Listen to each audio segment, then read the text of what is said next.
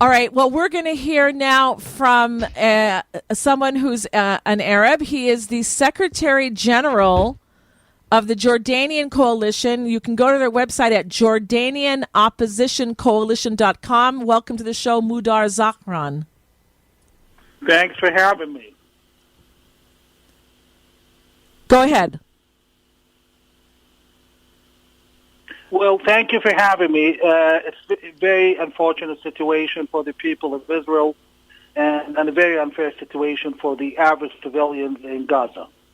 Looking forward to more peaceful times. Until then, we have to describe things as they really are rather than what we want them to be. So where would you like to start? Well, I wanted to ask you about what the other side is thinking. You're an Arab. You speak Arabic. You read the Arabic press. Maybe you can give us a view of what Arabs in the region are saying. Well, first of all, we start with the people who matter the most, the Gazan people. I can, with full authoritatively, say that Gazans hate Hamas with a passion. I've read in their comments, and Hamas is a government-controlled society, Gaza. Their comments, they're begging for a truce since day one, for a ceasefire. They hate Hamas. There was a video circulating of a man screaming off a rooftop, begging the United States to come and rid Gaza of Hamas. The Gazans have learned their lesson. They've been under Hamas rule for 17 years. They've discovered what Hamas really is, a terror group controlled by outside sources, and on top of it, a very, very vicious group. Now, on the other hand, the other Arabs, particularly the Palestinian Arabs in the territories, or what you call the Nashtachim, or the West Bank, they love Hamas because they're safely watching from afar. Hamas, is very popular in the West Bank. It's not even funny. They would not want to be under Hamas's control, but they are celebrating the fact that Hamas, quote unquote, gave it to the Israelis and killed Israeli civilians. So there's a question of moral and mindset of my people as the Jordanian Palestinians. I have to question their morale and their moral values in the West Bank. That's Judea how it and is. Samaria. As far as the Palestinian majority in Jordan, the king has pushed very, very hard. This might be surprising to many of you that the king is openly supporting Hamas. The king pushed very hard for mega protests. He even pushed for people to go and protest at the borders with Israel. Only 120 people show up. So the majority, people who are under Israel's rule, they think Israel is the enemy. Like, sadly, only some Arabs in Israelis, very, very few, thank God, and the Palestinian Arabs in the West Bank, because they are not being crushed by Arab governments like Hamas and Jordan, they look forward to being under Hamas, and they love Hamas. The others, they know what the real deal. As far as the rest of the Middle East, I have to question the moral values we have today, because I cannot explain or accept that some people were happy over the video of an Israeli woman being dragged by her ponytail by a Hamas terrorist. So it's heart-crushing, and it shows we have a lot of soul-searching and a lot of development to do. But on the other hand, let's discuss the facts, if you don't mind. Where did this come from? Where did this whole come from? Could anyone explain to me why Hamas, instead of firing the occasional rockets, why Hamas would go Rambo, kidnapping and killing Israeli civilians, and knowing very well that Israel is going to retaliate ruthlessly to what Hamas did. A lot of people can't understand, but let's discuss some facts. My question to every one of you, do you know what Hamas is? From a legal point of view, the terror group called Hamas is, quote-unquote, Palestine chapter of Jordan's Muslim Brotherhood. I repeat, Palestine's chapter of Jordan's Muslim Brotherhood. The Muslim Brotherhood. Under the Jordanian Muslim Brotherhood control. So who controls the Muslim Brotherhood? I'm not going to give you my own words. I'm going to read to you right in front of me from the King of Jordan's statement. This is what he says. He says, interview with the Atlantic Magazine, 2013, April. The Muslim Brotherhood is a part of the system, quote-unquote, the regime. Bassam Haddadin, Jordan's King's Secretary of Political Reform, a Christian. He said the Muslim Brotherhood is Red alert sirens. a part of the Hashemite regime. He said it in Al Jazeera in November 2011. Marwan al-Muashir, former Jordanian ambassador to Israel, he said it right at the meeting, at the ceremony with the Muslim Brotherhood. He said, Muslim Brotherhood of Jordan has come from the womb, quote-unquote, the womb of the Hashemite regime. The list goes on and on and on. Hamas is controlled via Jordan's Muslim Brotherhood by Jordan's king. So why would Jordan's king and Sisi do this? And I'm giving you intelligence. You have the connection as a journalist. You can verify it with the Israeli people who know.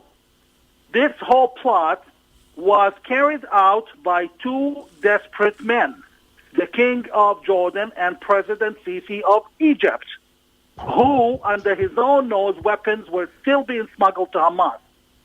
Before that, he himself stopped smuggling the weapons to Hamas, so therefore he could do it. Right now, where did all those drones came from? They didn't come through Israeli airports. At the same time, look at the demeanor. Jordan's king today said, we're not going to accept any refugees. Okay, on top of it, since day one, he's threatening. He said, what happened in Israel shows that there will never be peace unless Palestinians have their own state with Jerusalem as the capital. Why does he do that? Because he's challenged at home, because people have had enough with him and his wife, because people are chanting against him on the street, and it's come to a point where the country could literally explode. There has been cases where he came close but survived. Right now he's on the verge. So this, and also Sisi, he has presidential elections in, I think, a couple months, and people are already, the night before the attacks, there were protests in Cairo against Sisi, and the videos are all over the place. I am accusing both men, and here's the shocker. You know who financed all of this? This was financed by an Arab Gulf state, and it's not Qatar. It's not Qatar. Yeah. Are you saying it's the Saudis? No, the Saudis are not stupid. This young man, the Crown Prince, he wants peace. He's honest about peace. A very, very modern, open-minded man. Mudar, I'm going to ask you just to take a 1-minute break or so. My son now is leaving for one of the fronts to fight, and I'm just going to do this live on air, and just because I want you all to understand what it is for us Jewish mothers. Come here, my son. I love you. You take care of yourself, and you fight for the Jewish people, and for goodness, and for freedom, and for humanity. And you come back alive to me, safe. You stay safe. I love you. Love you too. Be safe and keep in touch with me as much as you can, okay? I love you. I'm so proud of you. So proud of you. Love you. It's hard. Can't let him go. It's hard. You know, I can't let him go, but I have to let him go because we have to fight these monsters. We have to fight these monsters. I was talking to my son today. I want him home so bad, but I'm so proud of him, and I don't want him. But crimes against humanity. It doesn't even matter. This is first the Saturday people, and then the Sunday people. First the little Satan Israel, and then the big Satan America. This fight that we are doing, that we are sending our sons out to fight. I want all of you listeners to know that this can end up on your doorstep just as easily. This could happen in France, and it can happen in the UK, and it can happen in the United States, and it can happen in Australia. I want you all to show your support, not just for Israel, but for humanity, so we can get rid of these monsters once and for all. Mudar, I'm sorry I interrupted you, but I feel it's very important that our listeners hear and see and feel the sacrifice that we're doing for all of humanity, not just for our survival here in Israel, but for everyone, because this can happen anywhere in the world. Go ahead. Well, all I can do is pray that, I assure you that the same God who protected Prophet David against Goliath is going to definitely protect his son. My gut feeling, he's going to return home. All of our for Shabbat sons dinner with and daughters. With no problems. Inshallah, you will never shed a tear except that of joy. But that God said, willing. let's be clear. There's a major problem with Arab regimes. Hamas would have never survived without the support of several Arab governments who claim to be peaceful. An example is what Hamas leader Khalid Mishal, he said right on TV in Turkey, quote unquote, and I'm quoting word for word, he said, "Thanks God we are always cooperating and coordinating with our brothers in the Jordanian government on a daily basis." So the list goes on and on of their connection to Jordan and the fact that they're very, in cahoots with Jordan King. And now you telling people that terror, radical Islamist terrorism, and I am a Muslim, a practicing Muslim, you're telling them that Islamist terrorists could be at the doorstep. If they break Jerusalem, they're definitely going to go for Paris, London, and Washington. That's true. But there's one big problem, though. The fact that many in the West, in the Western establishment, support the Muslim Brotherhood, support Hamas. Hamas operatives openly move around and identify themselves as Hamas representatives in the UK, and they're often hosted by TVs and major media, United Kingdom. Muslim Brotherhood terrorists, when Bush was enacting the Patriot Act after 9/11 and kicking Muslims left and right, gas station workers, students, PhDs, deporting them, he was every Ramadan welcoming the Muslim Brotherhood, as in CARE, the American thing called CARE, the Muslim Brotherhood, welcoming them in the White House. So there is, you can't deny it, there is a very profound acceptance and tolerance of Hamas and the Muslim Brotherhood within the Western establishment. Right now, they claim they have changed, like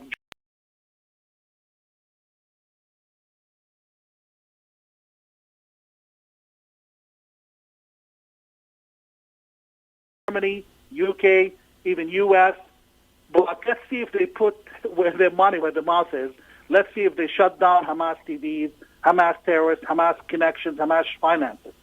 As far as we're concerned, we have delivered an official proposal today to Hamas to basically surrender. The reason is all Hamas major leaders have left Gaza, and they left it months ago, sold the real estate. I'm doing intelligence here, not just thoughts. They knew what was going to happen. They sold their top-notch real estate. They even sold some of their cars, the fancy vehicles they drive, and they all left to Qatar and Jordan with their children. And the ones who are left are the field commanders. So you're talking, ranking of lieutenant colonel, generals, some generals of Hamas, terror generals. So those are left, and they can see that Israel is coming for them with no water, no electricity, no supplies. There's no way out. What they were betting on is the issue of the prisoners, the Israeli war prisoners or the kidnappees, that they thought if Israel was able to give concessions over Shalit, imagine how much concessions they would give over 120, 150 prisoners, or like people who were kidnapped. But it doesn't seem that Israel is budging, because Israel, with those prisoners, Hamas could negotiate with Israel for the next 50 years. So let me just finish on this chapter. And I want you to remember every word. One, there has been a deep state decision in Israel, Washington, and London, all three capitals, to eradicate Islamist terrorism, which has been tolerated for a long time, particularly Muslim Brotherhood, Hezbollah, and the Iranian Revolutionary Guard. And I'm not picking my words random. Iranian Revolutionary Guard is different from the rest of Iran, different from other Iranian army factions, but that's not what we hear today. The second thing is they're going to go all the way, all in for Gaza. The war, the eradication, extermination war of terrorists in Gaza is coming. This is what you're looking at right now. The war has not even begun. Number three, the only option left for Hamas is to surrender on the condition that them and their families, the commanders, will be sent somewhere else, either to Qatar or South Africa. And again, I'm not choosing countries randomly. Now, for the three individuals who were fully involved in it, and I want you to listen very well because their intelligence agencies listen. What happened to him? Oh, Okay, hopefully he'll call back. I don't know. I didn't touch anything. I did not touch anything. I wanted to hear what he had to say. no. That was a convenient time for his line to be cut. All right. Fascinating. I'm just going to write him a quick message. Yeah, I had a question for him. He's asking what happened also. Go ahead, talk. No, it was fascinating. I'd like to ask him a question. That his. I'll try to get him back. Yeah. No, it's just his contention that most of Gaza hates Hamas, and to be honest with you, before this, I might have tended to agree with that, but this was a game changer because for the past year, apparently the Gazans who were in Israel on work permits in southern communities around the envelope were mapping the communities for this raid. So what Israeli in their right mind will ever trust anybody out of Gaza? Because the people who were, there were Israelis who volunteered to go down to the northern Gaza crossing and pick up Gazans who are coming to Israeli hospitals for treatment. And so the Israelis volunteer to take these people to the hospital. They bring them back and they treat them really well. Some of those volunteers were killed in the attack. No, I can't imagine a work permit ever being given out of Gaza. At least I hope so. So, I'm just wondering how he would square that one. I'd like to think it's true, but I'm not willing to take a chance anymore. Additionally, I'd like to really know if he really believes that there are state actors that were behind this and funding it. That's clearly an act of war, and where do we go from there? So I hope we get a chance to get him back. And I'm very sorry, but my neighbor's dog is trying to scratch. Okay, I have got his way into Mudar the back house. on the line. Mudar, are you with us? Sure. Okay, I'm sorry. Go ahead and repeat what you were saying. I was saying, where's this going to go? This is unlike any other war. This is like Israel's 9/11, and it's an issue that has disrupted a lot of other operations in the region, which I cannot disclose. So at the same time, the decision makers, big-time deep state in Washington, London, and Jerusalem, they have decided to literally exterminate and finish off Islamic terrorism, particularly the Muslim Brotherhood and its offshoots like Hamas, Hezbollah, and the Iranian Revolutionary Guards. Their war has not begun yet. It will begin in a completely different manner than expected, which, again, I cannot disclose. Why can't you disclose it? Because it's intel I've been entrusted with, and it could only help the enemy. Okay. I'm telling Hamas, because they're very good at following Israeli and American media, I'm telling them you will witness the unprecedented method. I'm not talking about small mega weapons. You will be chess played into surrender. I encourage you to accept the proposals we've delivered to you that we could help facilitate your surrender and expulsion into a safe asylum in South Africa or Qatar in exchange of you surrendering. And that's the only option you have at the table, because it's not like any other time. Well, why? Why is that the only option? Sorry, why is that the only option? Surrender. Why don't we just finish off? Should we let them have a nice life somewhere? Crimes that they did. Only option. Hamas had two options. Soldiers, because those guys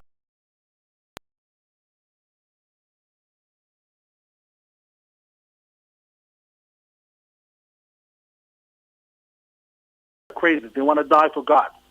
I'm talking about the generals who know what's going on. The only option they have is to surrender or die. The other option is to die. Right.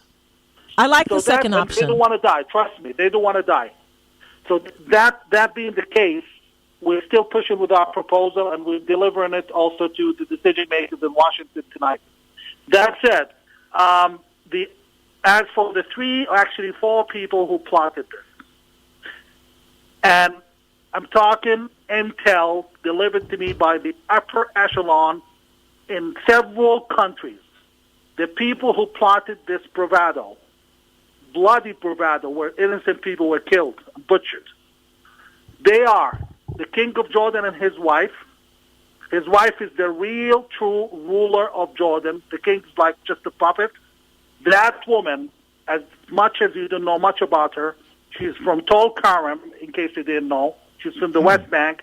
She's an insane, self-serving anti-Semite. She was the one who convinced President Sisi and convinced a leader of an Arab Gulf state to pull this trick. I have news for them.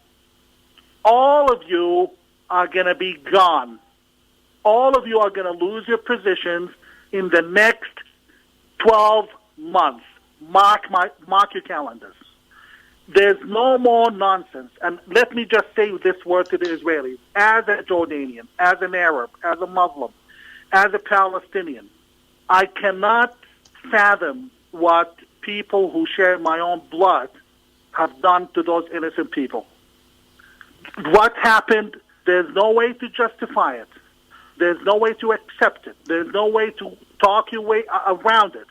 What happened was a massacre, ruthless massacre, and it brought incredibly awful memories to the Jewish people. It's horrendous. And let's admit it, Jews don't do that to us. Okay, we have we more have red alert sirens coming in. Sorry, Mudar. Mudar, I'm sorry, just a moment. We have red alert sirens now in the north of Israel, in Kiryat Shmona and Bet Hallel, and we are praying for the peace of and the safety of our citizens and our troops or anyone else that's there, anybody, all the good people who are running for cover now under these red alert sirens in the north of Israel. Of course, we don't want the north to open up another front. It already has, but it could be done massively. Right now it's trickles, and but these trickles are deadly, and we're praying for the safety of our people. Go ahead, Mudar. Okay, well, this was very expected by Hezbollah. And let me share some intel here. Israel will carry out very, very decisive surgical strikes on Hezbollah in Lebanon. And those are due to begin sometime around, actually I wouldn't say when, but they're due to begin within days from now. And they've already been planned because the attacks have been nonstop for the past 48 hours, but in a much smaller scale. And so they knew Hezbollah was going to join either way to release the threat of Hamas. This is all expected, but let me just conclude in this note. The Jews have survived worse things. The Jews have survived the Holocaust. The Jews have survived the, enslavement thousands of years ago, and they still, Jewish resolve is unmatched by anyone else. Yeah. So I'm not worried for the state of Israel.